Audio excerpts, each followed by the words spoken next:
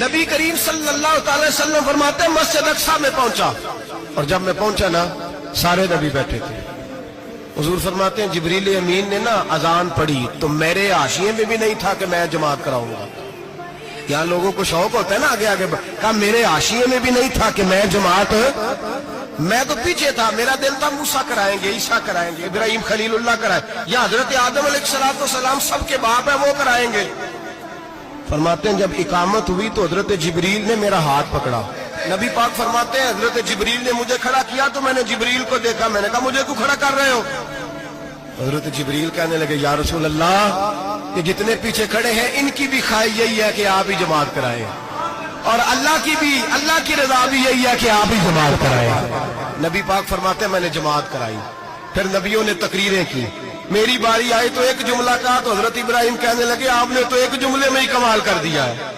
کوئی نبی کہنے لگے میں کلیم اللہ ہوں، کچھ کہنے لگے میں روح اللہ ہوں، کوئی فرمانے لگے میں خلیل اللہ ہوں، سب نے اپنی ذاتی بات کی۔ نبی پاک فرماتے ہیں میری بات آئی تو میں نے اللہ کی مخلوق کی بات کی، میں نے مسلمان کی بات کی، مومن کی بات کی، کافر کی بات کی، میں نے سب کی بات کی، ساری مخلوق کی۔ حضور آپ نے کیا فرمایا؟